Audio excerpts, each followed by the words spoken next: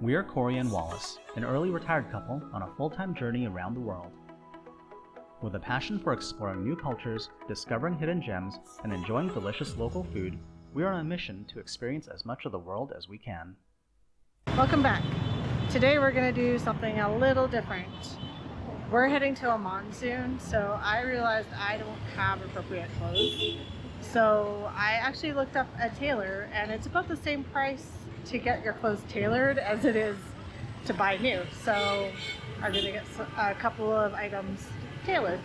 Yeah, so the issue is that Oman is predominantly a Muslim country, and so the recommended dress code is to have shoulders covered, knees covered, and because we've been traveling extensively in Southeast Asia, basically all we've got is t-shirts, tank tops, and shorts, which isn't quite going to cut it for Cory there, I'm afraid.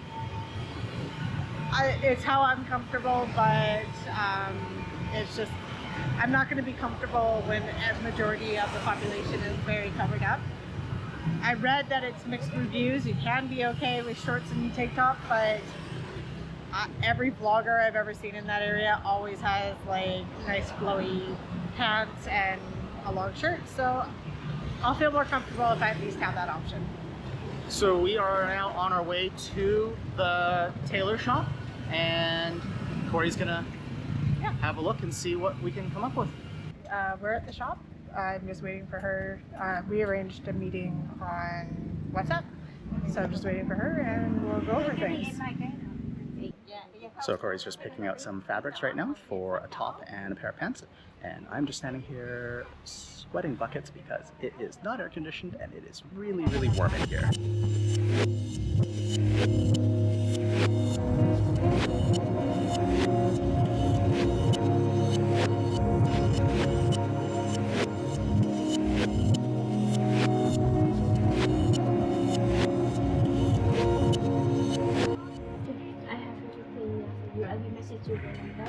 And then when you try everything, you'll be happy, and you can I can do the invoice. That was actually really quick. We found the material pretty quickly. Once we kind of decided on that, she quickly did measurements. I explained what I wanted, and that's pretty much it. She's gonna call me in a couple days and we'll go from there. Don't know if you guys can hear us because there's a lot of noise around us right now, but we got bubble tea and we're just hanging out here. This is a place we came to a couple years back that was near a hotel we were staying at here in Da Nang, and the bubble tea place is still here and it's awesome. Oh, that's tasty. So we're just gonna chill, have a cool drink, and then probably go wander and find some food after. After the fitting, we came out for dinner. We're at Limoncello, which is an Italian restaurant. It was on the Find Me Gluten-Free app. It has really high ratings, so we'll see. The menu reads like a regular Italian restaurant, so it should be good. Well, from the reviews I read online, it looks like the owner is Italian, so understands gluten-free, that there's lots of gluten-free options here for Cory, and from what I can tell from the pictures of the food I've seen on online reviews, this place looks pretty legit, and we really just felt like carbs today, and they just brought us out a little basket of bread and breadsticks, which unfortunately for Cory will not be gluten-free, so I'm going to be getting into that.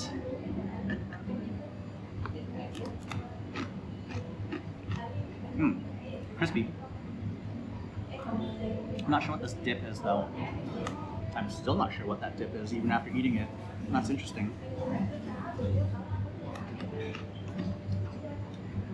It's creamy, a little garlicky, but it's very pink in color. So I don't know if that's paprika or it's not cayenne. Chipotle? It's definitely not chipotle, no. It's it's just kind of garlicky, herby, kind of like almost like an aioli, but not quite that heavy. I have no idea.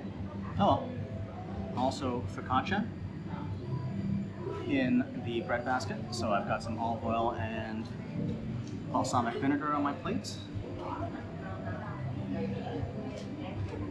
I'm going to give this a shot.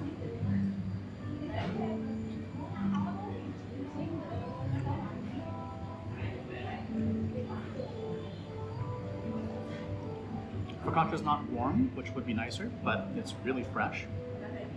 A lot of rosemary and oregano on top, I believe, and the balsamic vinegar is really nice. That's delicious. I went with the gluten-free spaghetti from Madeira, and basically it's just tomato sauce and basil. It looks really good. I don't see any fresh cracked pepper.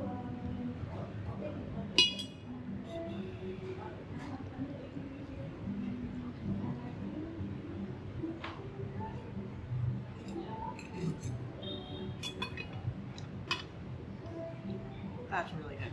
They're using like real tomatoes to make the tomato sauce. I would hazard a guess to say that they're making it in-house. You can taste the basil and the tomato. So I went with what I thought was a regular sized pizza, but this is looking pretty huge. Yeah, that's a lot of pizza there. So this is the capricosia, which is artichoke hearts, mushrooms, black olives, and ham, and it looks really good. So get into this. Ooh, it's really thin crust. A really thin crust. Oh, I lost a bunch of toppings. Oh no, I lost all the toppings off that piece. So the crust is a little too thin. That didn't hold up at all.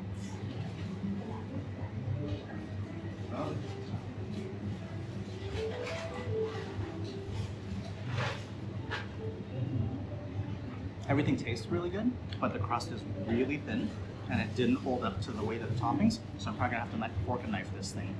Oh well. So I've got a little bit more of a handle on this bad boy now. The middle is just a little bit soggy because the crust is really thin, and I've got artichokes and mushrooms on this pizza, so there's a lot of moisture.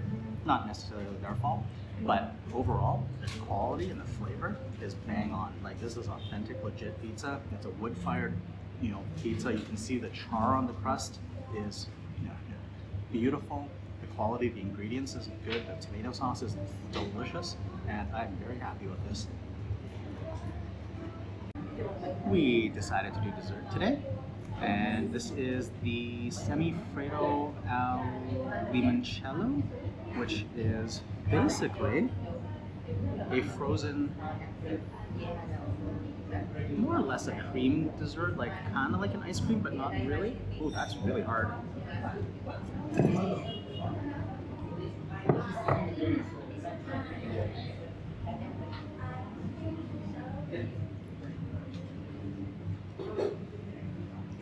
Very creamy, a little lemony.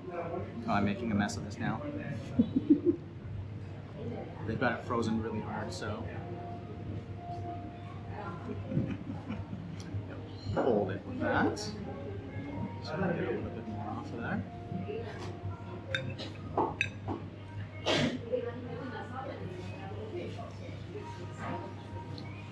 And try like a raspberry puree, a little bit of mint.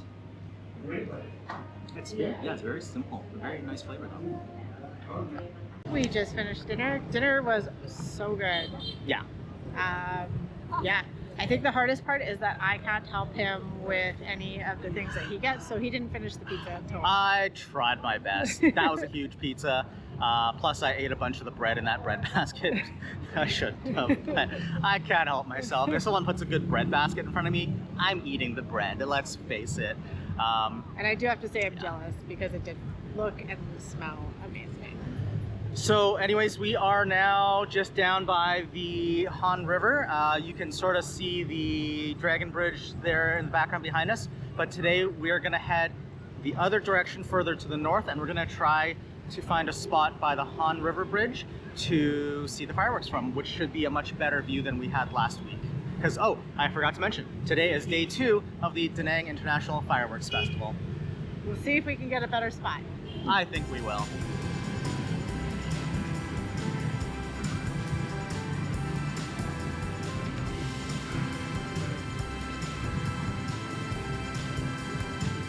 It's really nice here. It's peaceful. There's a lot of people out. There's these sculptures everywhere. There's people dancing and just hanging out by the river. probably waiting for the fireworks to start. But yeah, I like it in Da Nang. We actually haven't done a lot of wandering during the night in Da Nang. We're on the opposite side of where our hotel is, and this is a really nice, pleasant walk. The evenings are nice because it's not so smoking hot, because it was a really hot day today. I'm pretty sure we found a much better spot this time. We might actually even hear the music. Yeah, we're just down along the side of the Han River. We're much closer to the Han River Bridge, which you can kind of see there just behind us. And it's just this boardwalk area along this is the west side of the river, where there's just this wide open space. A lot of people sitting here waiting. We're just right up along the railing, and we're gonna hang out here for hopefully about the next half hour, because it's currently 7:30. It's supposed to start at 8 o'clock, but last week it didn't start till like almost 9 p.m. So we'll see if there's any delays this week.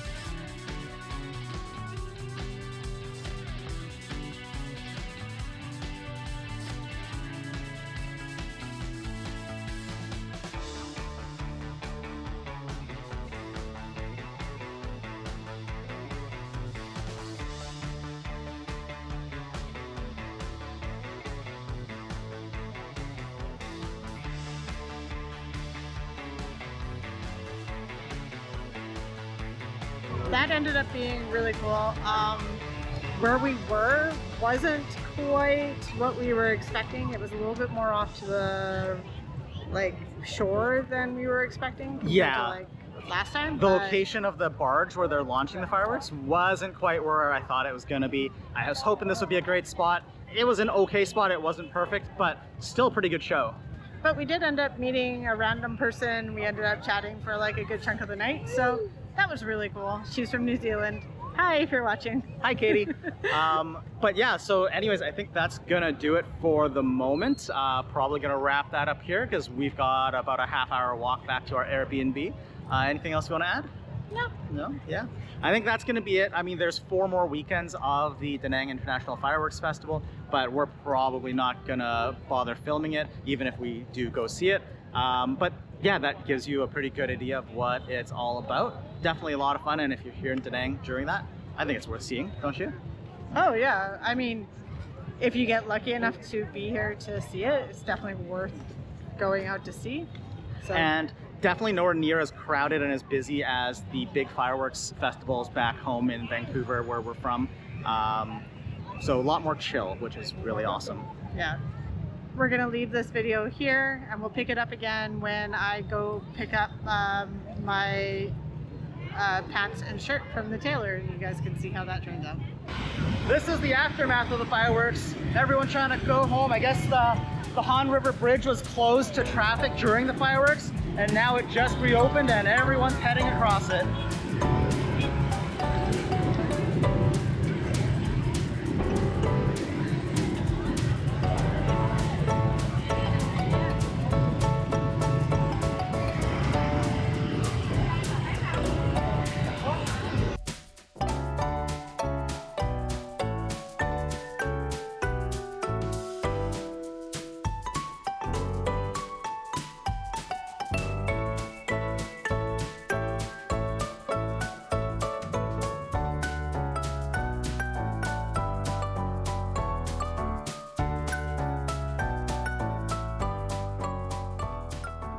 Several days later. It's been a few days and now we're gonna go try on the clothes that she has made for me and we'll see how they fit.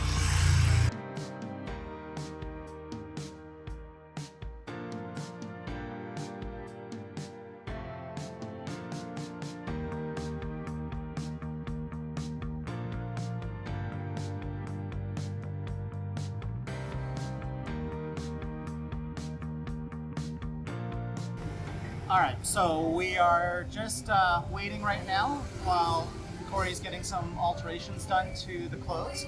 And we just wandered over to this little coffee shop on the street corner here. And I am having it's really loud here. So I am having an egg coffee, which is a traditional Vietnamese coffee. So it's got a really strong black coffee in there in the middle. There's some condensed milk. But this whole top layer is basically a whipped egg. So they basically whip it to a foam, and it's really thick, as you can probably see from the consistency here. And it should be really sweet. And basically this is like dessert in a cup. So I'm just gonna try some, oh yeah, like, I don't know if you can see that. It's like super thick.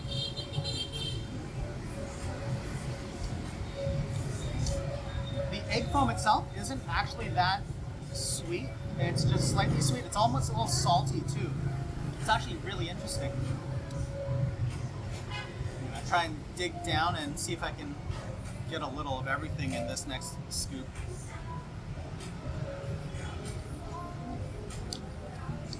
Very interesting. Gonna need to stir it all together and drink, I think, to get the full effect. Alright, I'm gonna try stirring this thing all together. Getting that coffee and that condensed milk all stirred in. Doesn't look anywhere near as cool now.